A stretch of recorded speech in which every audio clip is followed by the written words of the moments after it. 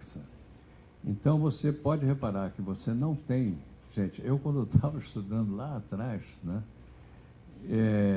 eu tinha verdadeiro horror à ferrovia, né, pelo que me passavam, né? Eu só queria saber de rodovia, etc., pontes, etc., mas não fosse nem ferroviária, né? Mas depois, com o tempo, a gente vai vendo que o erro estava já na origem, né?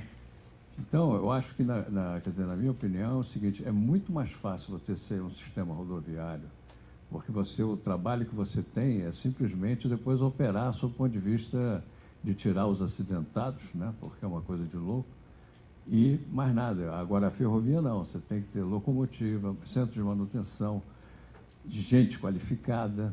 É o problema da Supervia. Voltando aqui para a Supervia, você vê só, a Supervia hoje é uma empresa absolutamente competente, né, sob todos os aspectos, e está levando uma surra violenta, né? Já não quer dizer que o BRT também não esteja levando surra, também está levando surra, mas aí para um projeto mais simples, né? Então, eu acho que à medida que Porto, você vê, a ferrovia para chegar no Porto, né, fica também na fila lá, tem os problemas todos que é só olhar Santos como é que a coisa acontece, né? É muito complicado. Agora, há uma necessidade realmente de se mudar. Agora, não é uma tarefa das mais fáceis, como até hoje se verificou que não foi uma das tarefas mais fáceis. Mas, pelo menos, já foram concedidas à iniciativa privada, algumas estão sobrevivendo bem. Acho que um dos melhores exemplos que a gente tem é a Vale do Rio Doce, né, que é uma competência nata, né, na área ferroviária, mas pesquisa muito também. Tem o sistema, a MRS também é outra que pesquisa muito a esse respeito, a AOL também. Então, eu acho que está caminhando e acho que vai acabar acelerando, porque, pelo que eu pude mostrar, os dados ali do que está acontecendo, a ferrovia é uma das grandes saídas, inclusive ambiental, né? Arthur, você colocou vários pontos, quer dizer, eu vou tentar trazer algumas questões aqui que ainda não foram pontuadas pelos demais.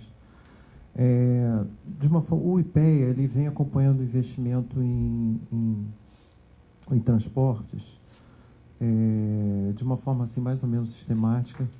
O banco, através da área de pesquisas econômicas, também tem feito isso, tá?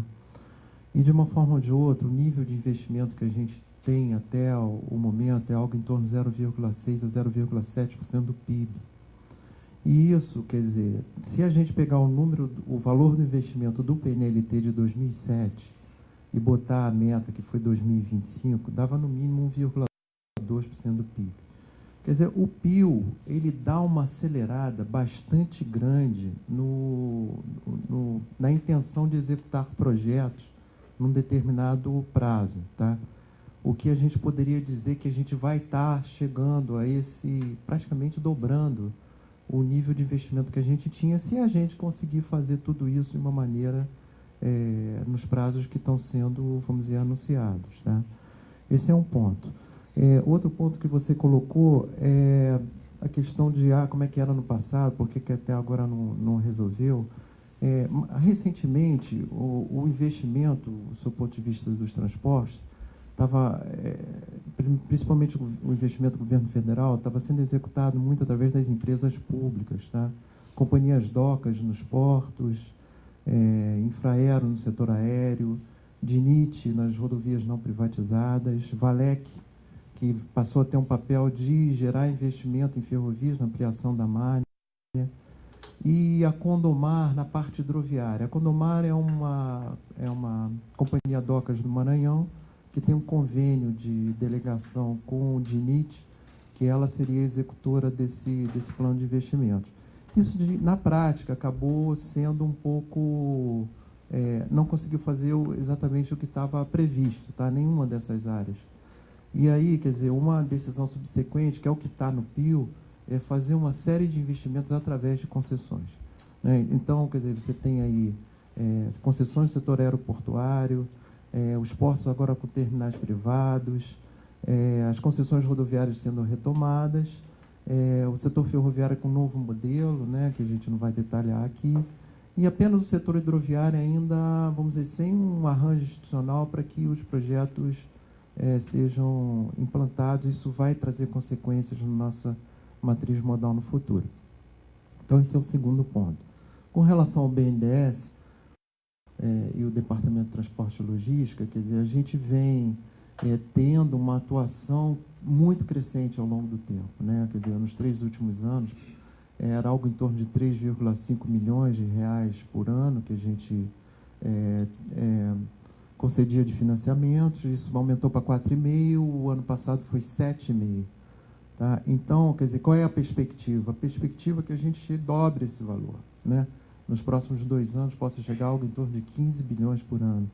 Ou seja, a articulação do BNDES no financiamento ao investimento através quer dizer, onde o BNDES atua? O BNDES atua, na sua grande maioria, nos projetos de concessão ou autorização, quer dizer, nos projetos no qual o setor privado está implantando serviços, sejam eles concedidos ou autorizados em transporte e logística. Tá? Então, quer dizer, essa iniciativa do governo de dar mais importância a essa alternativa para viabilizar o investimento está fazendo com que o banco acompanhe o seu nível de desembolso. Tá? Com relação ao Procaminhoneiro, você falou assim, aonde que a gente está aplicando? A gente tem aplicado majoritariamente em ferrovias e em portos. Tá? As concessões rodoviárias vão ter um papel grande também, porque tem um lote grande de concessões rodoviárias para o futuro, então elas também vão ter um papel relevante. Tá? O Procaminhoneiro, ele é um programa que é executado pela área de operações indiretas. Tá? Ele não está no orçamento do DELOG, a gente não faz financiamento para financiamento de caminhões. De uma forma ou de outra, o que o banco consegue atuar, do ponto de vista da renovação da frota de caminhões, são caminhões novos, né? Quer dizer, a gente tem uma série de problemas, a gente tem uma frota de caminhões com vida útil elevadíssima no Brasil. Muitos desses caminhões deveriam ser renovados e sair de circulação. Quer dizer, isso é uma etapa que o banco ainda não consegue chegar, né? Quer dizer, são aqueles operadores que não efetivamente podem não ter nem condições de tomar crédito, né? Então a gente não consegue nem renovar. Esses são caminhões que continuam sendo utilizados, muitos deles estão no ambiente portuário. Você vai nos portos e vê caminhões de 30 anos de vida útil sendo usados, com os motores que têm mais emissão de gases de efeito estufa e dentro do ambiente urbano. Então é um programa muitíssimo grave, mas é um ambiente que perpassa o BNDES, vai além disso. Quer dizer, existem propostas específicas de retirada de circulação desses caminhões, de promoção de uma renovação de frota mais intensiva para caminhoneiro que não tem condição de comprar um veículo novo. O Paulo vai fazer a pergunta e vamos seguir, então. Antes de montar a pergunta, aquela soja que está nos caminhões pertence a quem naquele momento? Que está nos caminhões é de quem naquele momento? Ela é do produtor? Tá. O ponto é o seguinte, eu não vejo engarrafamento, e aí eu acho que a questão, como o Arthur falou, se uma questão dessa está há muito tempo, não podemos achar que há desinteresse do setor público. Alguma razão tem. E a gente tem que ir no fundo dessa razão. Eu não vejo engarrafamento do minério de ferro. Eu não vejo engarrafamento do frango. Eu vejo engarrafamento da soja, certo? Isso com o que ele falou antes, do terminal da Cargill, lá em Santarém. Tá? Um dos pontos que o pessoal sempre esquece da produção de soja do Brasil, e que eu acho que é o grande argumento que o presidente do banco não soube usar para defender a crítica principal da coisa dos campeões nacionais, é que a exportação de soja era feita pela Cargill, que é a maior empresa limitada do mundo. Essa soja não era para estar ali, essa soja era para estar estocada por quem vai cuidar da comercialização dessa soja no local. Então, até o porto, nenhum custo a Cargill tem. Mas esse é um detalhe que isso nunca é discutido. Você tem uma discussão de coisa do setor agrícola, você vem em cara do... como eu já vi no banco do Secretaria/Ministério, que cuida da estratégia nacional, cuida da coisa agrícola, mas este pequeno detalhe escapa, certo? E esse é um detalhe crítico para você entender o processo, a cadeia na qual o processo se insere, certo? Quanto a não ter capital, certo? A decisão de não ter capital e não ter um investimento é uma decisão política. É uma decisão do governo se vai fazer isso. Eu só lembro a você que a privatização foi basicamente feita com financiamento, tá? A Cosipa, Vale do Rio Doce, assim, foram compradas com moedas de privatização que pertenciam ao BNDES, ou seja, o setor privado pagou ao governo, pegando dinheiro que pertencia ao governo em financiamento de 12 anos, com 2 anos de carência e com 60% da amortização acontecendo nos últimos 2 anos. Certo? Que, inclusive, é uma coisa que não faz parte das estatísticas de desembolso do BNDES, porque, afinal de contas, isso foi uma venda de papel, então não foi uma aplicação primária, então não consta. Essa parte não consta, tá? Então, o ponto que eu trago é a seguinte coisa: se a gente não encarar quais são as questões políticas que estão envolvidas, certo? E encarar a complexidade delas, porque, afinal de contas, democracia não é que a maioria acha que tem que fazer, ou quem representa a maioria acha que tem que fazer, mas é isso contrapesado pelo direito que minorias têm, pelos direitos que as pessoas têm, certo? O que implica em que realmente você fazer questões de transporte urbano é muito complicado, porque você tem uma série de questões de regulações locais, você tem uma série de interesses locais e coisas políticas que você tem que respeitar. Ou pelo menos que você vai ter que transacionar com aquilo. Então você tem que incluir aquilo no seu modelo. Certo? Esse é o problema. Fazer um projeto lindo no papel, e esse é o problema básico, isso é fácil. O grande problema é como a gente faz isso tendo que enfrentar essas realidades que estão nas outras pontas, que estão fora do que a gente está fazendo no papel. Certo? Eu acho que esse é um ponto crítico nessa história, certo? Porque eu acho que responde à pergunta do Arthur. Por que essas coisas não andam? As coisas não andam talvez porque dos 3 ministérios que consistentemente o PSD ocupava na República de 46, Fazenda, Justiça e Viação, que é o ancestral do Ministério de Transportes, ele nunca abandonou. Entende? Então, isso é uma variável que faz parte, que tem que passar a ser incorporada nisso. E aí, voltando à diferença que faz e pegando o caso da Cargill, é o seguinte: a Vale do Rio Doce tem uma ferrovia super eficiente. A Vale do Rio Doce, no fundo, e a Petrobras são, no fundo, estatais que sobreviveram. Sobreviveram por quê? Porque no papel que elas tinham, certo, da necessidade de gerar caixa do país, certo, elas não puderam ser predadas.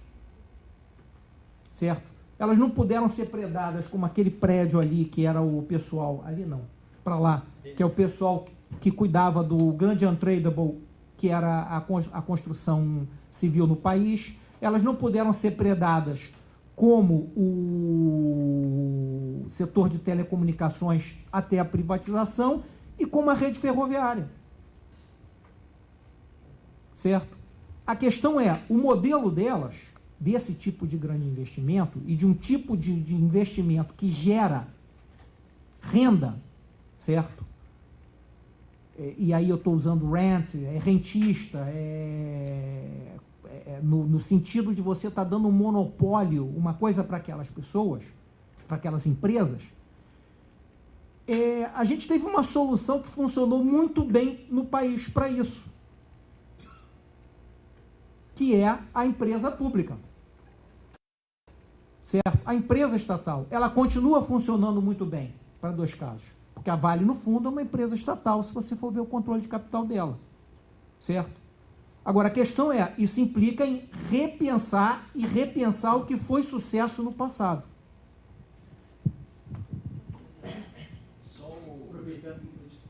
Eu só queria, não é sobre o que ele falou, não, é que já que passou aqui o microfone, deixa eu só falar 2 coisas, são rápidas.